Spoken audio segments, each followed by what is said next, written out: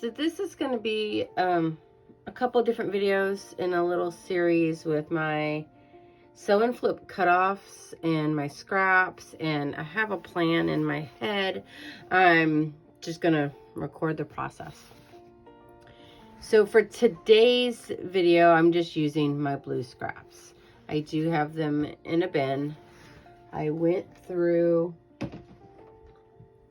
using my 4.5, my 3.5, and my 2.5 squares, and just cut out of the scraps, you know, what I could get, one of each size, or some of them I only got a 2.5. Some of them I could get like 2 3.5s. It just depended on the scrap. I am keeping those in separate piles for now. And then I went through my sew and flip cutoffs. And if I say half square triangle cutoffs, I apologize. It's just the way usually we make the half square and we cut them. But I know that most of these are probably the sew and flips because they're all different sizes. You can see here I have smaller ones, mediums. I even have ones that were pieced and then I somehow split them off. I have some that are multiples and paired, and it's just a box that I am afraid to throw away when I'm creating my projects and following patterns, so I've kept them. What I did though was I pulled the blues out. You can see here, that one's, for example, a 2.5. That one is a 3.5. I pulled them out and then I very roughly separate them, right? These are dark blues, these are lighter, medium blues. I have to still go through this pile. Some are quite large. My thought behind separating them is to then go with each of these squares. I'm going to create Wonky Star blocks in 3 different sizes. So the larger ones will get the larger, right? The larger cutoffs will then go with a larger square later on. I don't have as many, so those might just have to come at a later date. We'll see what I can dig up. The mediums, right? The 3.5s can go with more of this size. And then the smaller ones will go with a 2.5.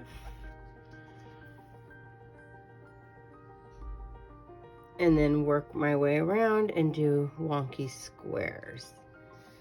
Even though it's scrappy, I do kind of like to have a little bit of control with colors and placements. So let's see if I can get this in here. So for example, on this one, I found this brighter, right, medium blue. And then I went through and found cutoffs that were in that medium-ish range.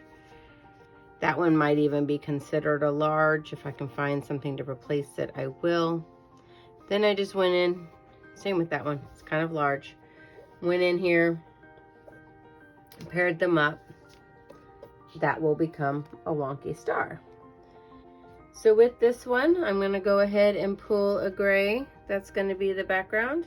I'm going to go ahead and cut out my background squares in this 3.5 inch size. My little notes are telling me that I need 8 in this gray.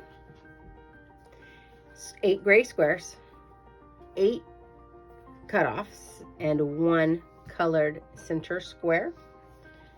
And we will walk through this process together. Also wanted to point out real quickly, because I'm pretty sure you can see these in the background. When I went through the cutoff bin, I did separate by color, knowing that this was going to be a future ongoing lengthy project. I went ahead and got a jump start on those color separations, because if I was going to pull out all the blues, might as well organize the other colors while I went at it. So I do apologize, but there is no more room on this table, and so they are just going to show in that top corner. So So I got my gray starched. I do a light starch. And I'm actually just gonna fold it multiple times. I'm gonna try to just get as many cuts as possible at one time. I'm not gonna be able to get too wide, so I will, oh, you didn't even see that. I went ahead and just put the ruler there. I'm not gonna be able to get too wide, so I am just gonna focus on folding it this way. I could use a big long ruler. I am to the point with my scraps that I'm done with them. If I could just get out what I can.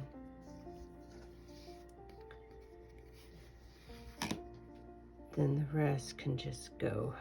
I do have a bag of smaller scraps I save, kind of like this, that'll go in there.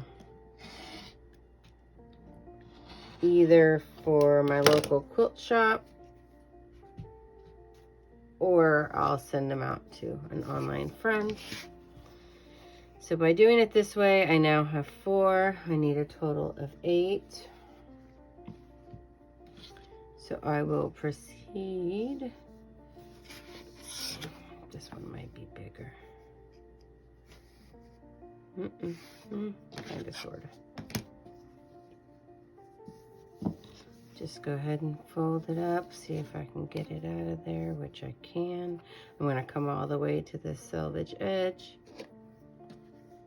Ooh, maybe I can't, hold on.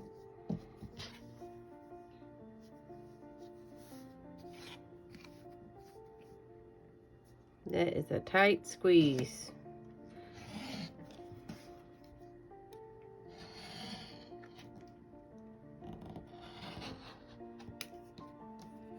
If I had my spinning mat, probably make things a little easier.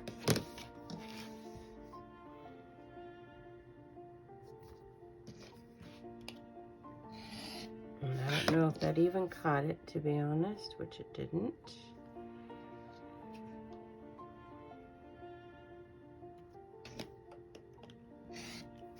All right, so 1, 2, 3, 4 backgrounds. This guy will go back into the scrap bin because I can get 2 1/2s out of it later on.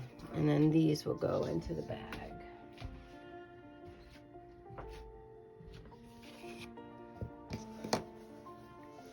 So I will come in and lay them out. The corners don't get any sewing done to them. The center will get 2.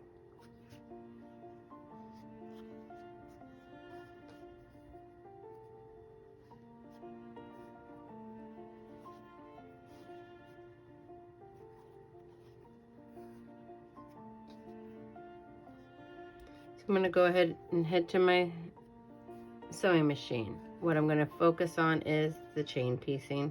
I'm going to do left, left, left, left, snip all the strings, and then come back and do right, right, right, and right, and that's where I'll restart the camera. So here you'll see I have the left sides attached. I just lay the cutoff on it. I do a guesstimation fold, confirm that it'll fit, and stitch it down. I leave this here, and now I'm going to go ahead and do the right hand side. So here you'll see I have all 4 completed. One's a little wonky, but that's okay. When it goes into the seam allowance, it'll be hidden. So here I actually leave these. I don't trim them at 1/4 inch and then end up with more scraps. This is a scrap busting project for me. I don't want little bits and pieces floating around. I don't mind the bulk. And it helps as that guide for the size of the block.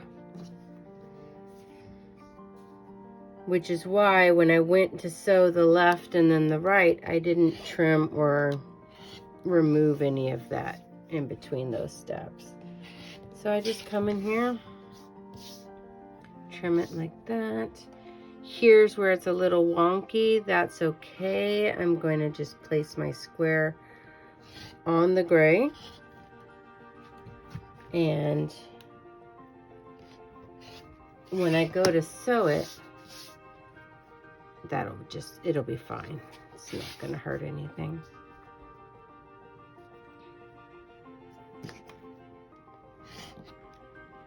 It's kind of like when you're sewing scrappy strips onto a foundation piece of muslin. You're leaving that muslin there. You don't remove it. So I'm just leaving those there. You can tell they're not exact, which is the fun of Wonky Stars.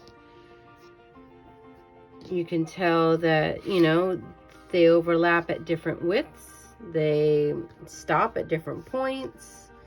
Their colors aren't, you know, 100% a match. So what I'll do now is I am just going to, I can leave it like this, or I can play with the colors a little bit. I don't know. It was fine. It's still fine. Doesn't matter to me much at this point. Even that would look kind of cute. So I'm going to piece from the left to the right. I'm going to go 1 to 2, 1 to 2, 1 to 2, snip my threads, and then come back 2 to 3, 2 to 3, 2 to 3. So my 3 rows are pieced, and you'll see that I pressed in opposite directions. My tops went out to the solids. My inside row went, my middle row went inside to the solid, and then repeat with the bottom row. So here it is, my 9.5 inch Wonky Star block,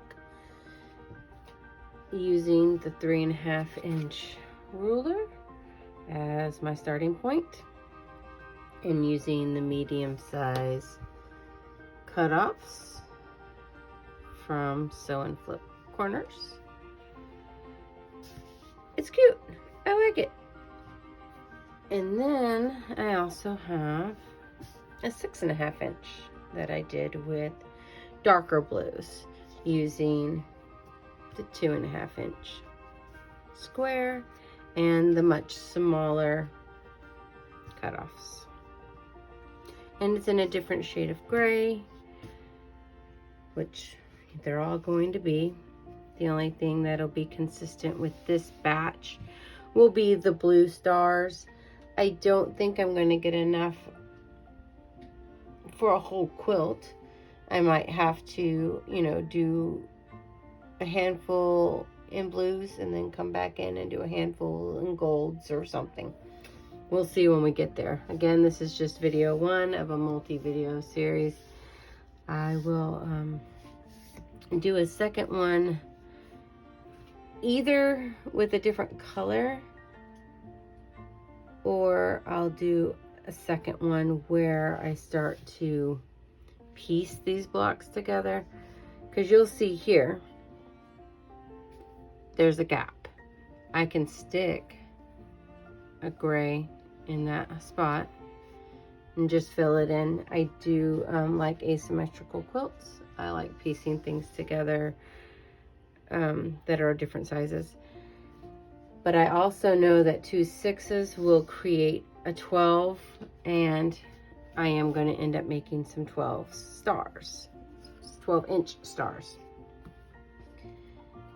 So there's some wiggle room, there's some planning, but this will be an ongoing scrap busting project.